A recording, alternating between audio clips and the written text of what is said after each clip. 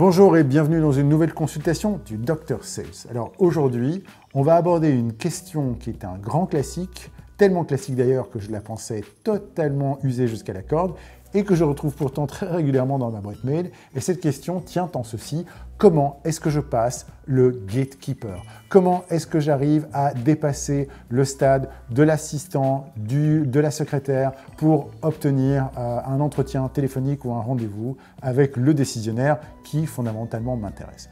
Alors c'est un sujet sur lequel il y a une littérature pléthorique extrêmement abondante et parfois très amusante à lire parce qu'effectivement plein de techniques ont été essayées dont certaines sont totalement éculées. On va rapidement les passer en revue avant d'essayer de s'en débarrasser une bonne fois pour toutes.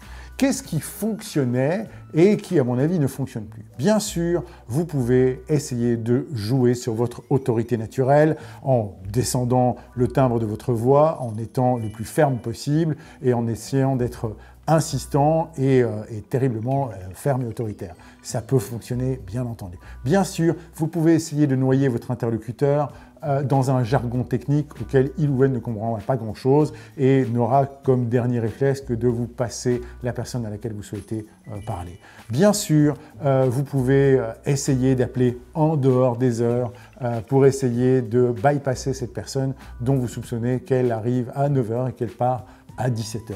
Bien entendu, vous pouvez prétendre que vous appelez sur un motif personnel ou privé, ou assortir vos conversations de « il comprendra pourquoi » ou « il saura pourquoi » en parlant, ou elle d'ailleurs, en parlant du manager que vous tentez de joindre. Bien sûr, vous pouvez tenter les bons vieux trucs de changer les 2 derniers numéros du téléphone d'entreprise que vous appelez pour tomber sur un autre service et puis vous faire rerouter vers la ligne directe de la personne que vous cherchez à joindre en prenant au passage le nom d'une ou 2 personnes en interne pour vous recommander d'elles, évidemment, ou appeler la facturation et la compta et effectivement essayer de vous faire rerouter encore une fois.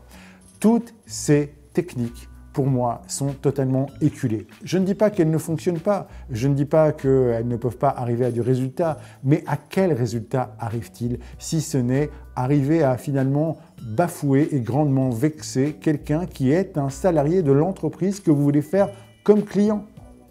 Le gatekeeper, c'est aussi votre gate opener. Cette personne, elle n'est pas là pour vous bloquer, elle est là pour tenir la porte à ceux et celles qui le méritent par rapport à leur utilité potentielle, par rapport à l'agenda de la personne qu'elle protège. Et donc, je voudrais qu'on arrête d'être méprisant. Donc, on arrête d'avoir une attitude commerciale détestable en essayant toujours de passer à côté, au-dessus, en essayant finalement de forcer un accès, alors qu'on a quelqu'un qui est payé pour nous tenir la porte. Et elle est payée pour nous tenir la porte, à nous de faire la preuve que nous sommes des personnes dignes de confiance et que nous pouvons apporter de la valeur à son entreprise. Comment faire? Eh bien, d'abord, considérons que la personne qu'on voit, qu'on a au téléphone, n'est pas un gêneur, mais quelqu'un d'important dans la structure de l'entreprise. L'entreprise le paye tous les mois pour effectuer ce travail. Donc, c'est que son rôle est important. À partir du moment où on estime que son rôle est important, on peut commencer à le respecter. La première chose que je fais avec quelqu'un que je respecte, c'est m'enquérir de son identité. La majorité des commerciaux ne connaissent même pas les noms et prénoms de ces personnes-là, ou éventuellement leurs prénoms, ce qui est assez symptomatique du degré de familiarité qu'on souhaite vouloir entretenir avec ces personnes, alors qu'en fait, quand je respecte quelqu'un, son nom de famille m'intéresse. Donc, en général, je vais vous demander de connaître le nom et le prénom de ces personnes.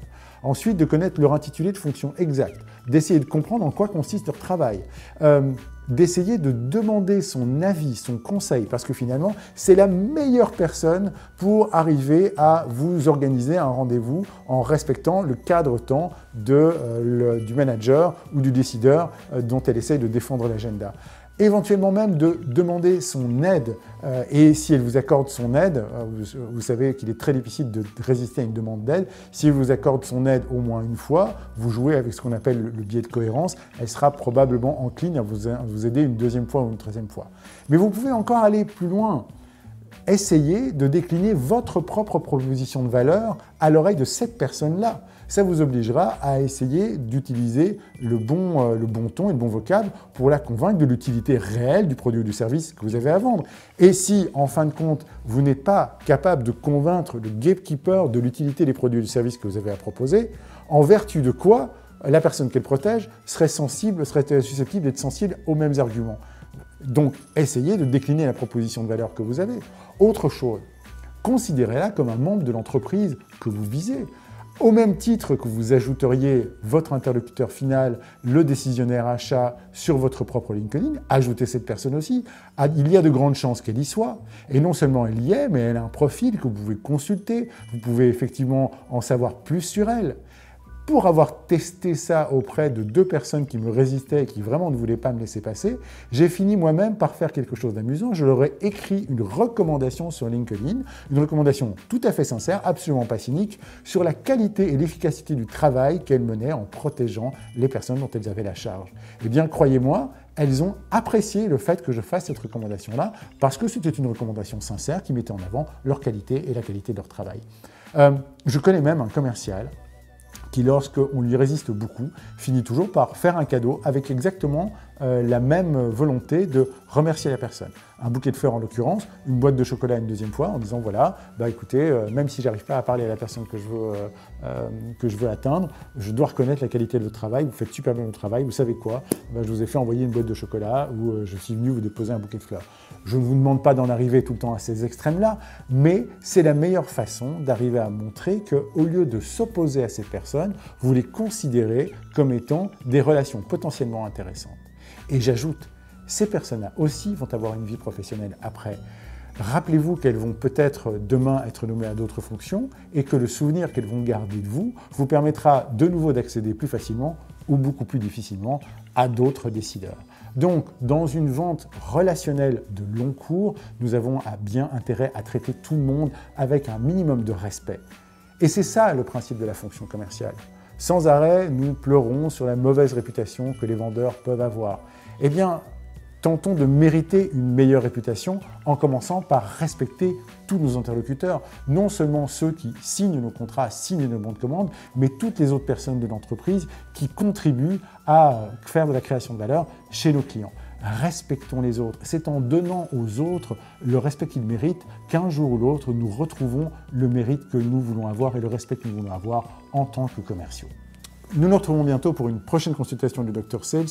N'oubliez pas que la santé de votre entreprise passe d'abord par la santé de vos ventes. Et nous retrouvons sans plus attendre Hamid Fadjaoui pour 10 minutes pour convaincre.